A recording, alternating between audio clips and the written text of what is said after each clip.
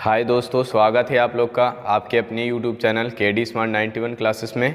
जैसा कि आप लोगों को पता होगा, इस चैनल पे आप लोगों को मैथ और इसके बाद फिर इंग्लिश पढ़ाया जाता है, मैथ और इंग्लिश दोनों। तो आज हम लोग क्लास टेंथ के लिए इंग्लिश का एक आंसर पैसेज लेके आए हैं, जिसमें कि क्या कहते हैं कि 4 नंबर या 6 नंबर मिलता है।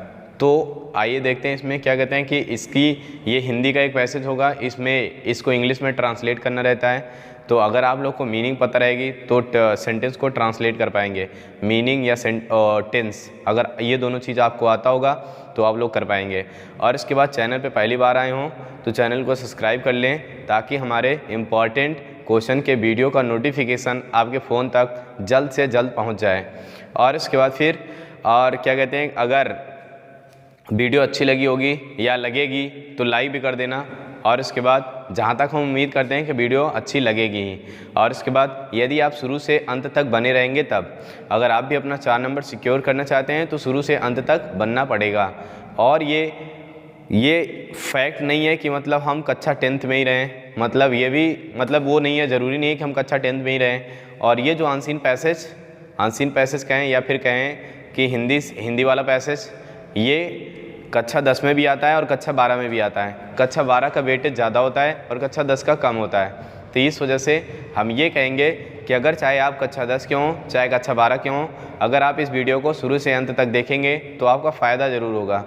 तो मतलब क्या कहते हैं कि आइए शुरू करते हैं। इसमें वीडियो में क्या कह रहा है, मतलब इसमें कह रहा है कि हम लोगों को इसको इंग्लिश में पहले ट्रांसलेट करना है। तो इंग्लिश में ट्रांसलेट करेंगे, लेकिन उससे पहले हम लोग क्या कर लें, इससे पहले हम लोग इसको एक बार पढ़ लेते हैं। तो कह रहा है कि राणा प्रताप मेवाड़ के राजा थे और फिर उसके बाद अपने देश की स्वतंत्रता के लिए उन्होंने अनेक कष्ट उठाए।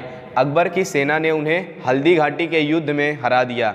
वे जंगलों में रहने लगे किंतु उन्होंने हार स्वीकार नहीं की। मतलब ये क्वेश्चन आया हुआ था 18, 19, 20 में, और उसके बाद ये 21 में भी आने के चांसेस हैं। ठीक, तो मतलब हम लोग ये डायरेक्ट पैसेज ही याद करें, या तो फिर हमारी माने तो इनमें जितने टेंस होते हैं वो सारे टेंस आप रिवाइज कर डालें। तो इस टाइप के जो भी वो ये पैसेज दे या इसके सिवाय दूसरा पैसेज दे, आप उसको आसानी से कर पाएँ। तो इस वजह से हम आपसे निवेदन और गुजारिश करेंगे कि इसके टेंस तैयार करें। और इसके बाद सेंटेंस तो मतलब टेंस तैयार करेंगे तो वो शब्द को बदलेगा, तो हमको मीनिंग पता रहेगी तो हम फिर भी कर पाएंगे। तो इसी वजह से आइए देखते हैं इसमें पहले कितने पार्ट हैं। तो पार्ट ये, हम इसको जब भी करेंगे तो ये इसको पार्ट बाई पार्ट डिवाइड कर लेंगे। पहला पार्ट हमारा ये हुआ और दूसरा पार्ट हमारा ये हुआ और उसके बाद दूसरा पार्ट ये हुआ। फिर तीसरे पार्ट में देखेंगे तो ये इतना पूरा हो जाएगा। फिर अच्छा, तीसरे पार्ट में ये यहाँ तक, फिर उसके बाद चौथा पार्ट इसके बाद यहाँ से पूरा यहाँ तक है।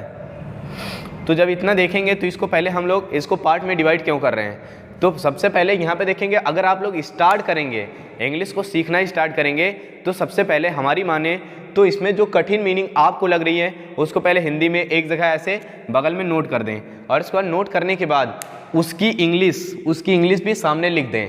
फिर उसके बाद अब देखें कि किस सेंटेंस में किस पार्ट में, हम इसको अलग अलग इस वजह से किए ताकि हमको ये समझ में आए कि कौन सी लाइन में कौन सा टेंस दिया गया है, कौन सी लाइन में कौन सा टेंस दिया गया, ताकि हम ये जान लें। तो पहली बात तो यहाँ पे कह रहा है कि किंतु उन्होंने हार स्वीकार नहीं की।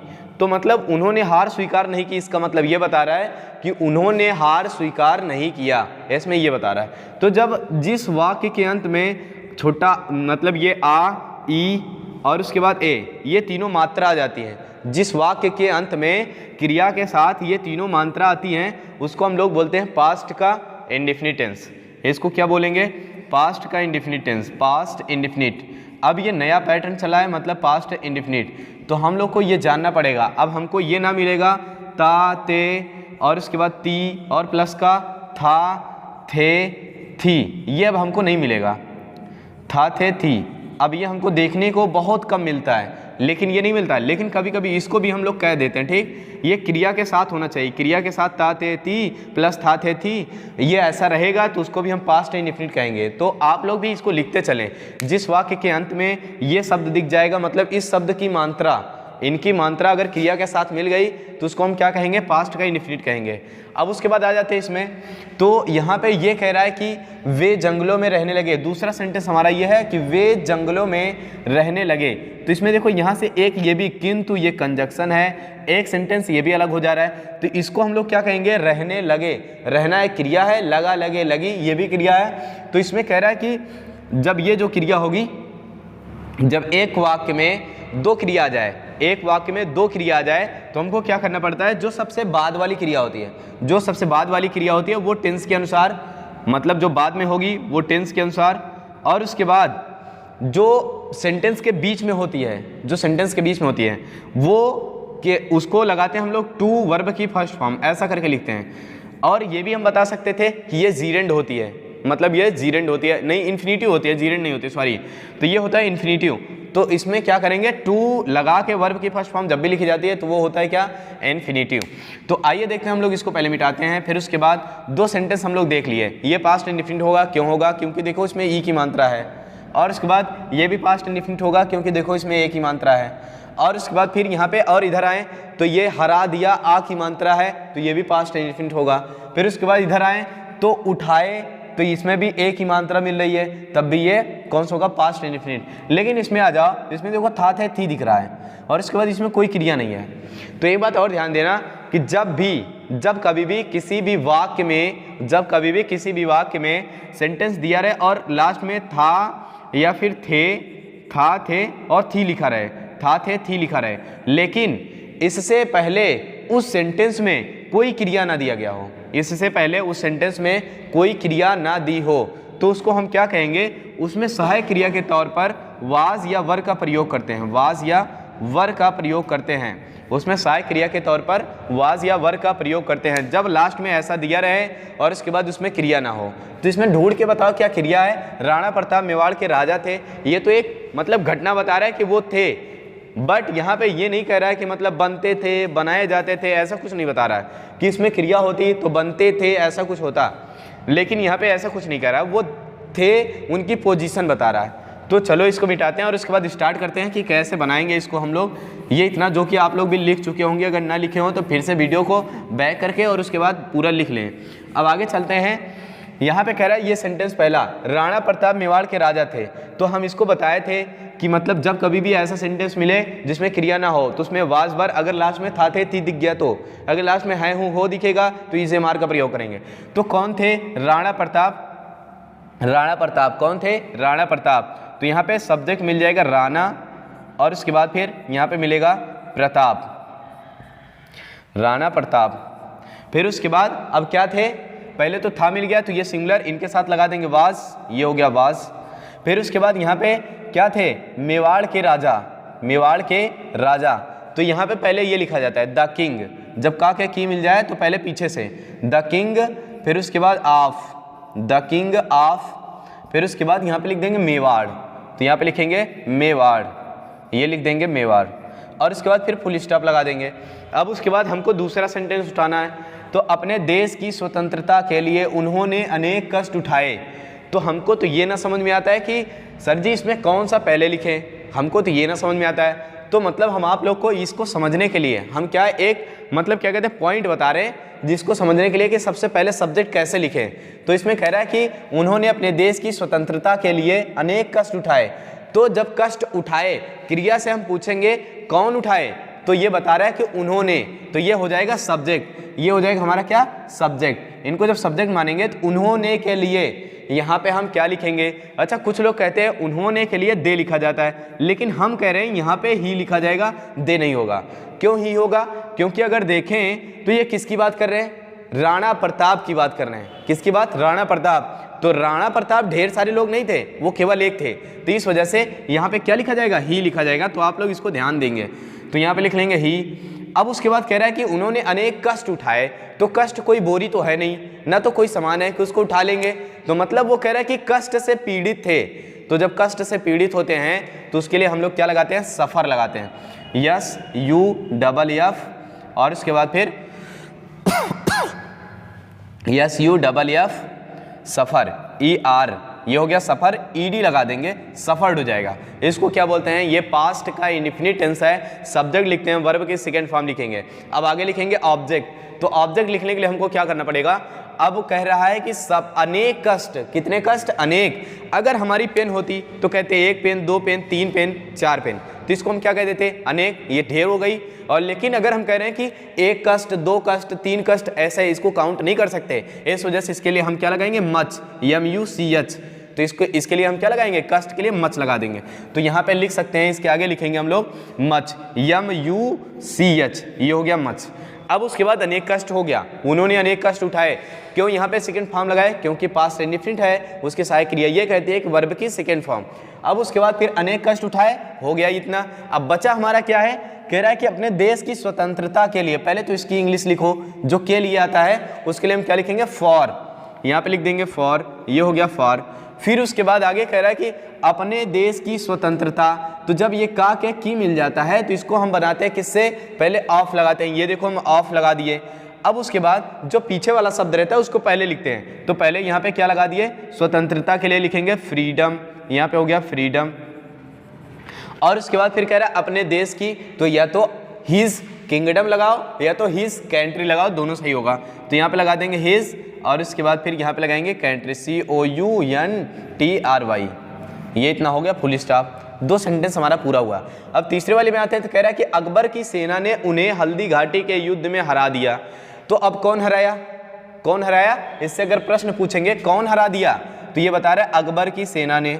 और देखो आप लोगों को हम एक पॉइंट वाली बात और बता रहे हैं कि इसमें क्या करना पड़ता है। एक पॉइंट वाली बात ये है कि जब कभी भी किसी सेंटेंस में ने आ जाए, कभी किसी सेंटेंस में ने आ जाए, इसने काम किया, रोहन ने घर गया, रोहन ने उसे पीटा, मोहन ने उसे पैसा दिया, तो मतलब ने जो शब्द आ रहा है उससे पहले जितने होते हैं वो सब सब्जेक्ट होते हैं। तो यहाँ पे भी कह रहा है कि देखो ने आ गया और ने से पहले ये कितना हो जाएगा, सब्जेक्ट। यहाँ पे अकबर की सेना ने, तो इसके लिए क्या लिखेंगे, अकबर की सेना। तो इसके लिए पहले क्या लिखेंगे, से, इधर से देखो का के की फिर से आ गया, ये का के की आया तो पहले इधर से, तो इसको क्या लिखेंगे, द आर्मी। सेना के लिए क्या लिखेंगे, द आर्मी, द आर्मी। फिर उसके बाद क्या लिखेंगे, of, the army of Akbar. यहाँ पे लिखेंगे अकबर, अकबर। फिर उसके बाद आगे क्या लिखेंगे, ये इतना हो गया, द आर्मी ऑफ अकबर। इतना लिखने के बाद अब हमको लगाना है सहायक क्रिया। तो कह रहा है कि सहायक क्रिया उन्हें हल्दी घाटी के युद्ध में हरा दिया। क्या किया, हराया। हराना की मीनिंग क्या होती है, डिफीट। तो यहाँ पे लिखेंगे डिफीट, डिफीट हो गया। लेकिन ये कह रहा है कि डिफीट नहीं लिखना है, वर्ब की सेकंड फॉर्म लगाना है, तो ईडी लगा दो, डिफीटेड हो गया। अब किसे हराया, उन्हें, उन्हें के लिए क्या लिख देंगे, हिम, ये हो गया। अब कहाँ हराया, हल्दी घाटी के युद्ध में, तो इसके लिए क्या लिख देंगे, in the war of Haldi Ghati, HAL, और हल्दी यहाँ पे हो जाएगा हल्दी, और उसके बाद घाटी, ये लिख देंगे हल्दी घाटी, ये हो गया। फिर उसके बाद अब क्या कह रहा है, हल्दी घाटी लिख दिए। लेकिन फिर आगे सेंटेंस कह रहा है कि वे जंगलों में रहने लगे, वे जंगलों में रहने लगे। इसके लिए भी हमको एक मतलब नियम पता है, जब किसी सेंटेंस में लगा, लगे, लगी आखिरी में आए तो उसको हम किससे बनाते हैं, बिगिन टू से। मतलब एक सब्जेक्ट लिखेंगे, फिर उसके बाद लिखेंगे प्लस का बिगिन टू, ऐसे लिखते हैं बिगिन टू। फिर उसके बाद लिखते हैं वर्ब की सेकेंड फॉर्म, नहीं फर्स्ट फॉर्म, फिर उसके बाद ऑब्जेक्ट, फिर उसके बाद अदर्स। ये कब करेंगे, ये तब लिखेंगे जब हमको कोई ऐसा सेंटेंस मिले जिसके अंत में क्या लिखा रहे, लगा, लगे, लगी, इन तीनों में से कोई भी शब्द लिखा रहे, तो उसको हम किससे शुरू कर देंगे, सब्जेक्ट लिखेंगे, बिगिन टू लगाएंगे, फिर उसके बाद वर्ब की फर्स्ट फॉर्म, फिर ऑब्जेक्ट, फिर अदर वर्ड्स, इतना करेंगे। तो यहाँ पे कह रहा है कि ये फुल स्टॉप लगा दिए, वे जंगलों में रहने लगे। तो इसमें भी देखो लास्ट में आया ना, रहने लगे, वे जंगलों में रहने लगे। कौन, वे, कौन रहने लगे, वे के लिए क्या लिखते हैं, ही, लेकिन सब लोग दे लिखते हैं। दे तब लिखेंगे जब बहुवचन होगा, लेकिन यहाँ पे अकबर अकेले हैं, इस वजह से यहाँ पे क्या लिखेंगे, ही, तो यहाँ पे लिख देंगे ही। अब फिर उसके बाद देखो तुम लोग जानते ही हो, सब्जेक्ट के बाद तुरंत क्या लगाएंगे, बिगिन टू, तो यहाँ पे लगा देंगे बिगिन टू। फिर उसके बाद आगे क्या लिखेंगे, वर्ब की फर्स्ट फॉर्म चाहिए। तो वर्ब की फर्स्ट फॉर्म मतलब रहना, रहना के लिए क्या होता है, रहना के लिए लीव होता है, तो यहाँ पे लगा देंगे लीव। फिर उसके बाद आगे क्या है, कह रहा है कहाँ रहने लगे, जंगलों में, तो इसके लिए क्या लिखेंगे, इन द फॉरेस्ट, तो यहाँ पे लिख देंगे इन द फॉरेस्ट, ये हो गया फॉरेस्ट। तो यहाँ पे फॉरेस्ट में यस लगा देंगे क्योंकि जंगलों कह रहा है, और उसके बाद फिर आगे लगाएंगे फुल स्टॉप, या तो फिर यहाँ पे देखो पूर्ण विराम नहीं है तो इस वजह से फुल स्टॉप नहीं लगाएंगे। यहाँ पे देखो पूर्ण विराम नहीं है। अब उसके बाद लेकिन कह रहा है ये किंतु, किंतु की इंग्लिश क्या लिखते हैं, बट, यहाँ पे हो गया बट। और उसके बाद फिर आगे कह रहा है कि उन्होंने हार स्वीकार नहीं की। कौन नहीं किया, उन्होंने, इसके लिए क्या लिखेंगे ही। और उसके बाद स्वीकार नहीं किया, ये कौन सा सेंटेंस है, पास्ट इंडेफिनिट का निगेटिव। और पास्ट इंडेफिनिट के निगेटिव में हम लोग क्या करते हैं कि उसकी सहायक क्रिया डिड नॉट लगाते हैं। तो यहाँ पे लगा देंगे डिड नॉट, और उसके बाद फिर डिड नॉट, फिर वर्ब की फर्स्ट फॉर्म लिखते हैं, वर्ब की फर्स्ट फॉर्म। तो स्वीकार करने के लिए क्या होता है, एक्सेप्ट। तो यहाँ पे कह रहा है कि एक्सेप्ट लिख देते हैं, एक्सेप्ट। फिर उसके बाद यहाँ पे कह रहा है कि क्या नहीं स्वीकार किए, हार। तो इसके लिए क्या लिख देंगे, डिफीट। यहाँ पे लिख देंगे डिफीट। ये आप लोग का सेंटेंस पूरा कंप्लीट हुआ। अगर आप लोग को समझ में ना आया होगा तो इसको क्या करना है, एक बार फिर से इसको चला के शुरू से अंत तक एक बार फिर से इसको देख लेंगे, तो जाहिर सी बात है ये हमको पता होगा कि मतलब आप लोग को समझ में आ जाएगा। अगर ये वीडियो अच्छी लगी होगी तो लाइक भी कर देना, और इसके बाद वीडियो को शेयर कर देना। और उसके बाद क्या कहते हैं कि अगर अभी तक चैनल को सब्सक्राइब ना किया हो तो चैनल को सब्सक्राइब कर लें, और बगल में बेल आइकन होगा उसको भी दबाएं, ताकि हमारे इम्पॉर्टेंट क्वेश्चन के वीडियो का नोटिफिकेशन आपके फ़ोन तक जा सके। तो फिर उसके बाद मिलेंगे अगले वीडियो में एक नए क्वेश्चन के साथ, और एकदम वेरी इंपॉर्टेंट होगा, जो कि 100% गारंटेड होगी कि वो अगले आने वाले एग्ज़ाम में क्वेश्चन आएगा। तो फिर उसके बाद तब तक के लिए वेट करें, फिर से मिलेंगे अगले वीडियो में, तब तक के लिए बाय।